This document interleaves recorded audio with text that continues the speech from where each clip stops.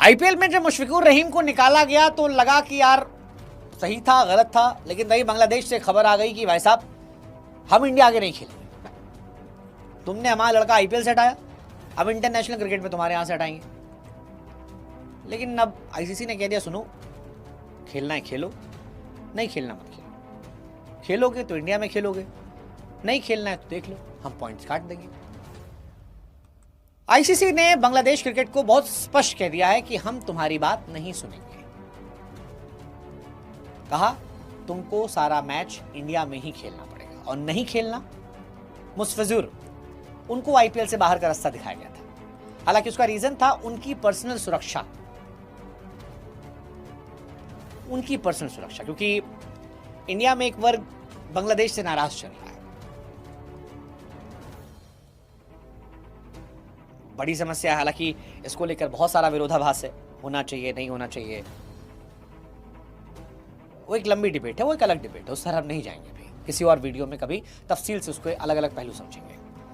लेकिन जब विवाद हुआ तो फिर ये कहा गया कि भाई साहब मुस्तफिजुर जो हैं उनको आप भेज दीजिए ताकि टीम के लिए आसान हो, आईपीएल में कोई पंगा ना हो, स्मूथली आईपीएल खत्म हो जाए, इंडिया के अंदर चिक चिक मत हो। इसके पीछे लॉजिक बीसीसीआई का बड़ा सिंपल था कि पैसे का नुकसान ना हो, क्योंकि सेंटिमेंट से उन्हें घंटा फर्क पड़ता है।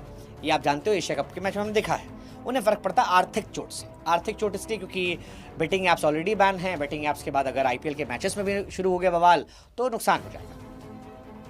लेकिन बांग्लादेश के वो दिल पे लग गया और बांग्लादेश ने आईसीसी से कहा कि मेरा मैच जो है वो शिफ्ट कर दो। खबर आई कि आईसीसी से मांगा गया, लेकिन आईसीसी ने क्लियर कर दिया कि भाई साहब ऐसा कुछ नहीं होने वाला है, वेन्यू में कोई बदलाव नहीं होगा, बांग्लादेश को खेलना पड़ेगा, नहीं खेलते हैं तो उनके पॉइंट्स चले जाएंगे। अब इसमें दो रीजन है, एक बांग्लादेश क्रिकेट की इतनी औकात नहीं है, औकात शब्द मैं इसलिए कह रहा हूं क्योंकि क्रिकेट में औकात आपकी परफॉर्मेंस से होती है। अगर यही बात किसी बड़े मुल्क ने कही होती, ऑस्ट्रेलिया, इंग्लैंड, इंडिया, तो उसकी बात तो गंभीरता से लिया जाता। लेकिन बांग्लादेश को इसलिए कि बांग्लादेश ने कुछ जीता नहीं है बीते कुछ सालों में, और जब आप जीतते नहीं हैं तो आपके टैंट्रम्स देखे नहीं जाते। रियलिटी तो यही है कि अगर आज बांग्लादेश आईसीसी वर्ल्ड कप से बाहर आता है तो उससे किसी को बहुत खास फर्क नहीं पड़ेगा सिवाय बांग्लादेश के, क्योंकि बांग्लादेश ऐसा कोई उलटफेर भी नहीं करता कि बड़ी टीमों को हरा देता है।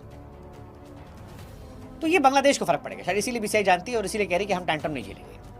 16 दिसंबर को आईपीएल के मिनी ऑक्शन में केकेआर ने बांग्लादेश के मुस्तफिजुर रहमान को 9.20 सीआर में खरीदा था।